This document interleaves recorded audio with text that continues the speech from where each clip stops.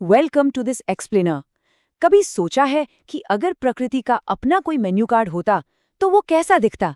आज हम बायोलॉजी के इस ग्रैंड मेन्यू को डिकोड करने वाले हैं और इस ट्यूटरिंग सेशन में गहराई से समझेंगे कि अलग-अलग जीव अपना खाना आखिर कैसे जुगाड़ते हैं। चलिए शुरू करते हैं। जल्दी से देख लेते हैं कि आज का हमारा प्लान क्या है। हम शुरुआत करेंगे ग्रैंड बायोलॉजिकल मेन्यू से, फिर ऑटोट्रॉफ्स और लाइट की पहेली को सुलझाएंगे। इसके बाद ऑटोट्रॉफ्स और हेट्रोट्रॉफ्स का कंपैरिजन देखेंगे। फिर बात करेंगे पैरासाइट्स, फंगस और उनके दूसरे दोस्तों की। उसके बाद समझेंगे होलोजोइक न्यूट्रिशन के 5 स्टेप्स और लास्ट में कुछ एग्जाम क्वेश्चंस का क्विक रिवीजन करेंगे। तो चलिए सबसे पहले बात करते हैं सेक्शन 1 की, द ग्रैंड बायोलॉजिकल मेन्यू यानी न्यूट्रिशन के बेसिक्स।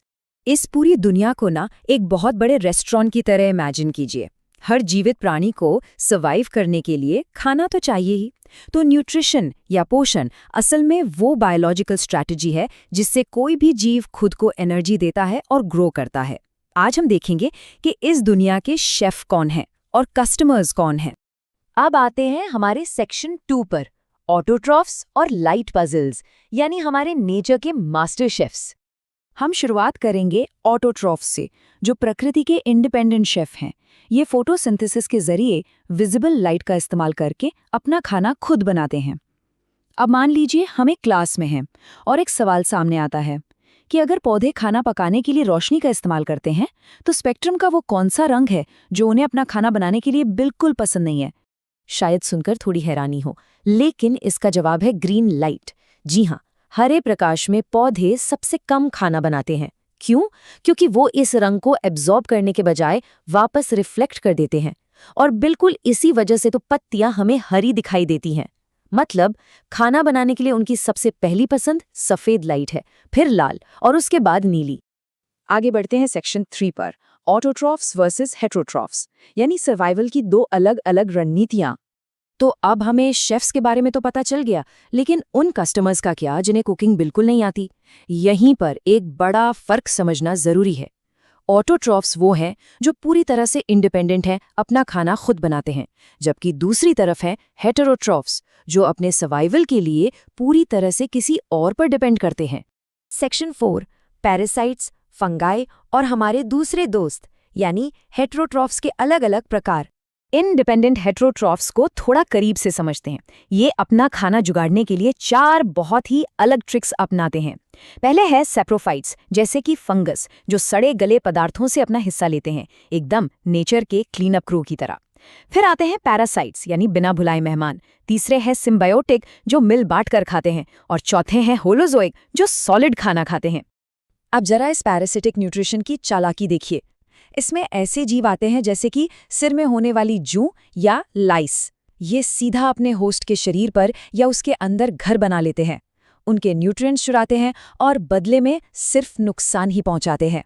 चाहे वो बालों वाली जूं या फिर किसी हरे भरे पौधे पर लिपटी हुई पीले रंग की अमरबेल, जिसे कस्क्यूटा भी कहते हैं। इनके रूप भले ही अलग हों, लेकिन इनकी स्ट्रैटेजी एक ही है, एकदम आलसियों वाली चोरी, बिना कोई मेहनत किए बस दूसरों का पोषण छीन लेना। अब आते हैं सेक्शन 5 पर, होलोजोइक न्यूट्रिशन के 5 स्टेप्स, खाने से लेकर वेस्ट डिस्पोजल तक। होलोजोइक न्यूट्रिशन वो खास कैटेगरी है जिसमें हम इंसान और वो छोटे से माइक्रोस्कोपिक अमीबा दोनों आते हैं। हम लोग उस नेचुरल रेस्टोरेंट के क्लासिक कस्टमर्स हैं। हम सॉलिड खाना खाते हैं, उसे शरीर के अंदर पचाकर काम की चीजें निकालते हैं और जो बच जाता है उस कचरे को बाहर कर देते हैं।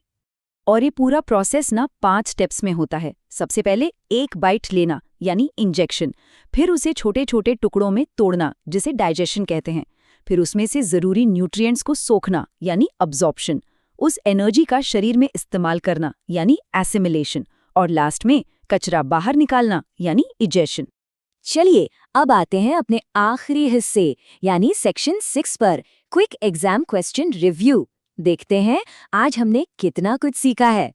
पहला सवाल, हमारे उन प्लांट शेफ्स को याद कीजिए जब वो अपना खाना बनाते हैं तो वेस्ट प्रोडक्ट के तौर पर क्या निकलता है? ऑप्शंस है ग्लूकोज, कार्बन डाइऑक्साइड, ऑक्सीजन या पानी। अगर जवाब ऑक्सीजन था तो बिल्कुल सही। और सोचिए, ये हमारे लिए कितना लकी है कि पौधों का जो कचरा है वही हमारी सांसों के लिए सबसे जरूरी चीज है। अगला सवाल, इन 4 चीजों में से वो कौन सी एक चीज है जिसकी एक ऑटोट्रॉफ को अपनी किचन चलाने के लिए बिल्कुल जरूरत नहीं होती? ऑक्सीजन, लाइट, क्लोरोफिल या कार्बन डाइऑक्साइड? और इसका भी सही जवाब है ऑक्सीजन, क्योंकि पौधों को खाना पकाने के लिए लाइट, क्लोरोफिल और कार्बन डाइऑक्साइड तो चाहिए ही चाहिए। ऑक्सीजन तो बस एक बाय प्रोडक्ट है, कोई मेन इंग्रेडिएंट नहीं। अब देखते हैं वो लाइट वाली पहेली, याद है या नहीं? सफेद रोशनी को छोड़ दें तो स्पेक्ट्रम का वो कौन सा रंग है जिसमें फोटोसिंथेसिस का रेट सबसे ज्यादा होता है? पर्पल, रेड, येलो या ग्रीन? सही जवाब है रेड लाइट। हमारा रूल एकदम सिंपल था, सबसे ज्यादा खाना व्हाइट लाइट में बनता है, उसके बाद रेड, फिर ब्लू और ग्रीन को तो पूरी तरह इग्नोर ही कर दिया जाता है। और आज का आखिरी सवाल, इनमें से कौन सा जीव एक बिना बुलाया पैरासाइट होने के बजाय हमारी तरह एक सभ्य सॉलिड खाना खाने वाला जीव है? टिक्स, अमीबा, जूं या अमरबेल? इसका जवाब है अमीबा, क्योंकि अमीबा हमारी ही तरह होलोजोइक होता है। तो सोचने वाली बात यह है कि अगर एक सिंगल सेल वाला छोटा सा अमीबा और हम इंसान खाने के बिल्कुल एक जैसे 5 स्टेप्स फॉलो करते हैं, तो इस बायोलॉजिकल मेन्यू में ऐसे और कितने छुपे हुए रहस्य होंगे जो अभी खोजे जाने बाकी हैं। इसी सवाल के साथ आज के इस एक्सप्लेनर को यहीं खत्म करते हैं।